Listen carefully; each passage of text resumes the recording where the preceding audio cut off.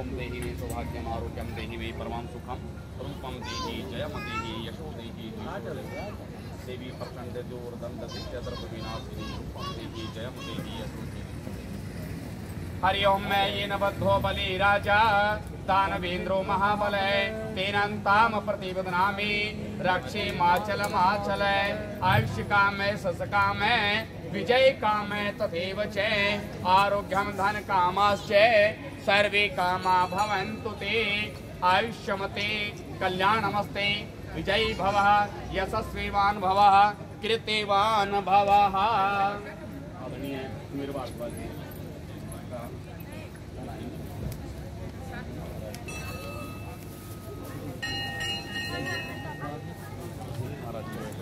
इधर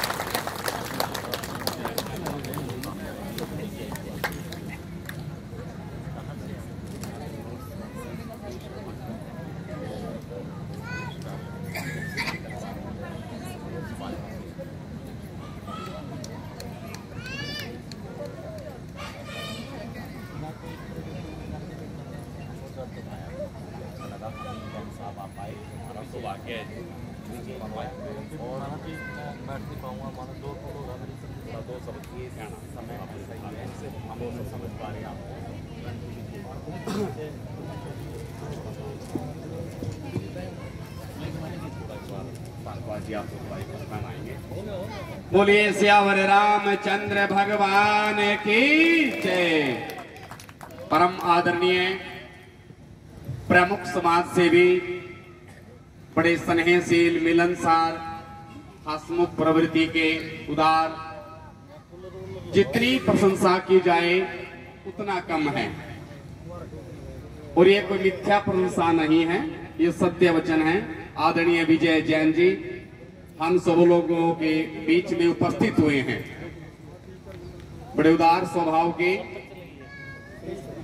और भगवान परमपिता परमात्मा से दशरथ नंदन श्री राम जी से करबद्ध होकर आप सभी की तरफ से पूज्य व्यास जी की तरफ से हम इनका हार्दिक अभिनंदन करते हैं और भगवान से प्रार्थना करते हैं कि इनकी मनोकामना को पूर्ण करें।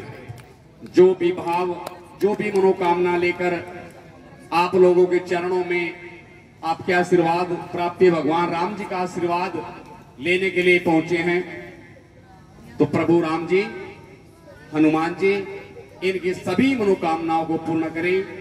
आप सभी का आशीर्वाद सदैव इनकर शीश पर बना रहे। आदरणीय विजय जैन जी और व्यासपीठ से आशीर्वाद विजयी भवा, क्योंकि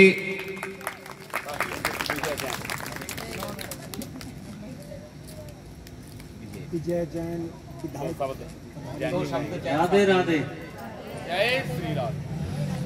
व्यासपीठ पर विराजमान आचार्य जी महाराज और यहाँ पर आई हुई मेरी मातृशक्ति माताएं बहनें, प्यारे बच्चों, नौजवान साथियों, मेरे जी खड़े हैं, सबके चरणों में मेरा कोटि कोटि प्रणाम।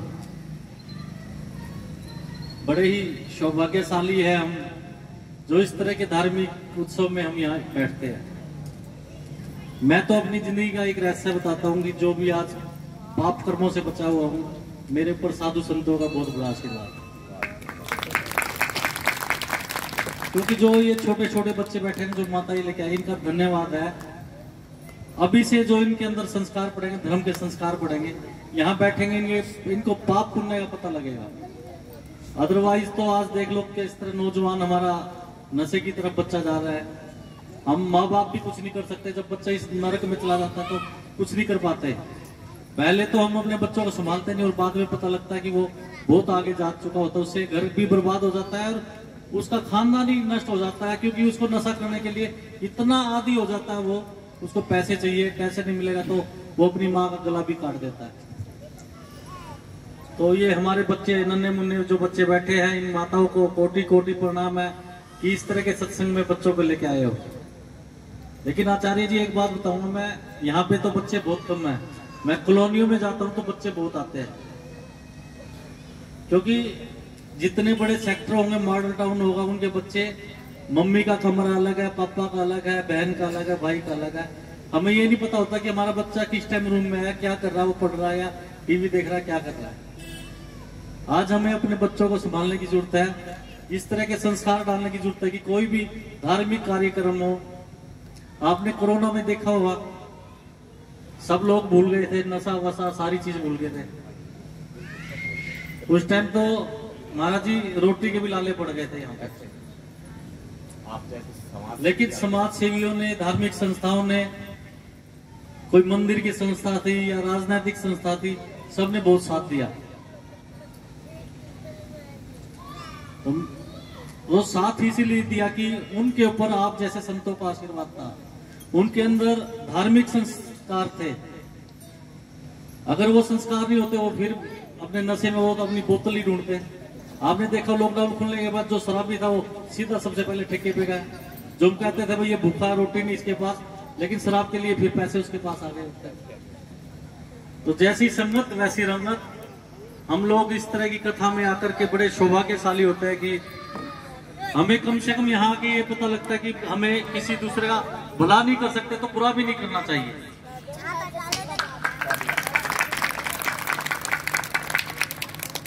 तो यही बच्चों की उम्र होती है, 10, 12, 15 साल की उम्र, जो बच्चों के अंदर संस्कार डाले जाते हैं। और वो संस्कार आप लोग जो व्याख्यान करते हैं यहाँ पे, माताएं बहनें सुन के जाती है, वो अपने बच्चों को सिखाते हैं वैसे। तो उसी तरह से बच्चे पनपते हैं। क्योंकि मैंने अपनी जिंदगी में एक कहानी सुनी, हमारे जैन धर्म में कहानी सुनाते थे कि किसी महाराज जी का प्रवचन चल रहा था और उसने कहा उसमें भाई कभी झूठ मत बोलना। और उन्होंने कहा कि देवताओं के ऊपर बोला कि देवताओं के कभी नाखून बड़े नहीं होते और उनके कभी भी पैर जमीन पे नहीं लगते देवी देवताओं के। एक चोर था, वो सुन जा रहा था, उन्होंने चलते चलते ये बात सुन ली। कुछ दिनों बाद उसकी चोरी पकड़ी गई, उसको ले गए, जेल में भी लेके गए। उसने कुछ नहीं बताया कि मैंने चोरी की है। उसके सामने ऐसा रूप तैयार कर दिया जैसे देवी देवता खड़े उनके सामने और कहने लगे भाई हम तुम्हें स्वर्ग में ले आए हैं और बताओ तुमने चोरी की है, उसी हिसाब से आपको फल देंगे, बहुत आपको रानियां पेश की जाएगी, ये है वो है। लेकिन उसने देखा भाई इनके तो नाखून भी बड़े हुए हैं और पैर भी जमीन में है।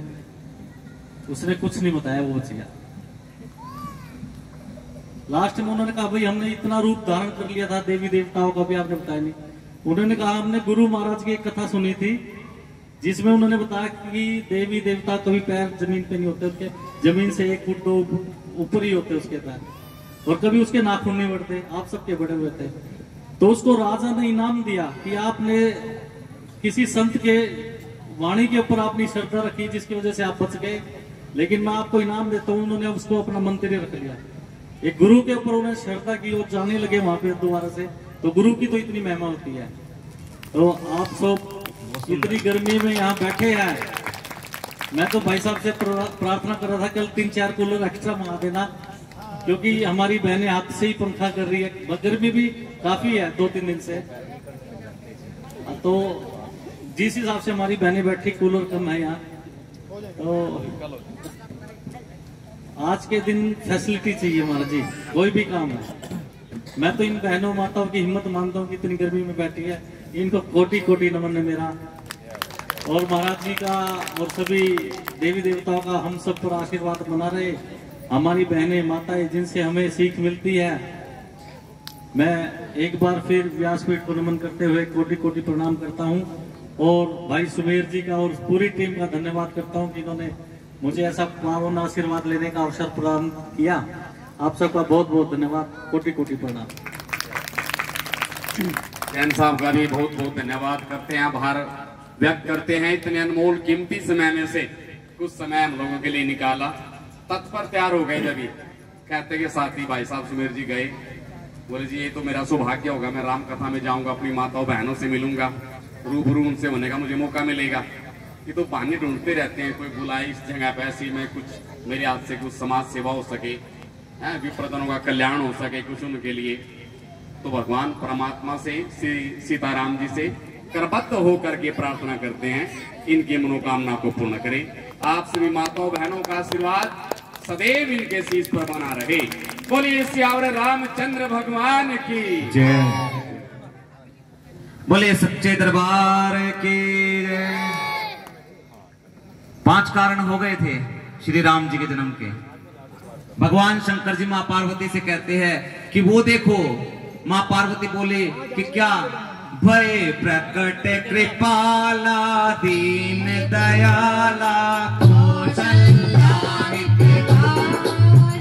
हर्षित महतारी मुनि मनहारी अद्भुत रूप निहारी लोचन अभिराम तनु घन श्यामा निज आयु गुजरारी भूषण मन माला नयन विशाला शोभा सिंधु करारी कह कोई कर जोरी स्तुति मोरी कही विधि करो अनुना माया गुण ज्ञान तीर्थ माना वेद पुराण बनाता करुणा सुख सागर सब गुण आकर जेहि का वही शुद्धि संता मम जन अनुरागी प्रकट बहे श्रीकांता ब्रह्मांड निकाया निर्मित माया रोम रोम मम उड़े सोवासे यह उपहासे सुनत धीर मति धीर न रहे उपजा जप जाना प्रभु मुस्काना यह चरित बहुत विधि कीन चाहे कहे कथा सुनाए मात बुझाए यही प्रकार सुत प्रेम लाहे माता तुम्हें बोले सो मत जाओ की जय शिशु लीला अति प्रिय शीला यह सुख परम अनूपा सुनि वचन सुजाना रोदन ठाना कोई बालक सुर भूपा यह चरित जे गावै हरि पद पावै देन परहि भव विप्रदेनु सुर संतहित लीन मनुज अवतार निच इच्छा निर्मित तनु माया गुण गोपाल। भगवान राम जी मां कौशल्या जी के अंक से प्रकट हो गए। एक पुंज निकली और दूर एक विराट रूप में खड़े हो गए। कहने लगे कि मां मैं नाना प्रकार से चरित्र करना चाहता हूं, यदि कहे तो अभी जाकर के रावण को मार दूं। देखिए भगवान कभी भी जन्म नहीं लेता। भगवान श्री कृष्ण जी ने भी जन्म नहीं लिया था। भगवान सदैव प्रकट होते हैं। भगवान राम जी भी प्रकट हुए, एक पुंज निकली और एक विराट विशाल रूप भगवान श्री राम जी ने मां कौशल्या जी को दिखाया। मां कौशल्या जी को कहने लगे कि मां मैं नाना प्रकार से चरित्र करना चाहता हूं, सभी राक्षसों का भार इस पृथ्वी से दूर करना चाहता हूं, बताइए क्या करूं। मां बोले कि हाथ जोड़कर कहने लगे कि ये सब बाद की कहानी है, पहले आप बच्चे के रूप में आए हो। बोले कि हाँ मां वो तो है। तो बोले कि पहले बच्चे बनो। भगवान ने कहा कि कभी बना नहीं, पता नहीं कैसे बनते हैं। मां कौशल्या जी ने कहा कि जय शिशु लीला अति प्रिय शीला यह सुख परम अनूपा। पहले आप शिशु लीला कीजिए और क्या करना है उस शिशु लीला में। सुनी वचन सुजाना, रोने लगे, रोदन ठाना, कोई बालक सुर भूपा। इस प्रकार से जब देखा जाकर के दासियों ने महाराज दशरथ जी को बताया कि महाराज बधाई हो महाराज बधाई हो। राजा दशरथ जी ने कहा कि क्या हुआ। बोले कि मां कौशल्या जी ने, रानी कौशल्या जी ने एक पुत्र को जन्म दिया है। जैसे पता लगा, ओ बाजे अवध में बधाई, जन्म ले हले रघुराई, बाजे अवध में बधाई, जन्म ले लोग गाए, बाजे अवध में बधाई, जन्म ले हले रघुराई, बाजे अवध में बधाई, जन्म ले रघुराई, बाजे अवध में बधाई, जन्म ले हले रघुराई, बाजे अवध में बधाई, जन्म ले रघुराई।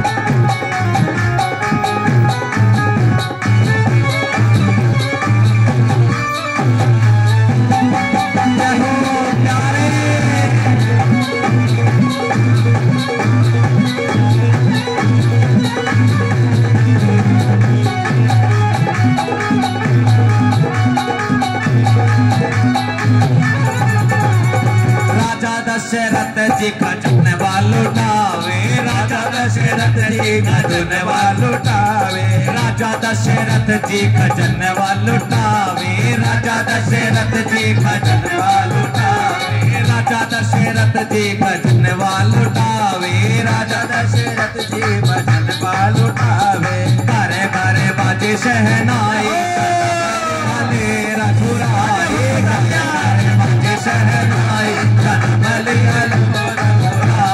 बाजे अवध में बधाई, जन्म ले हले रघुराई, बाजे अवध में बधाई।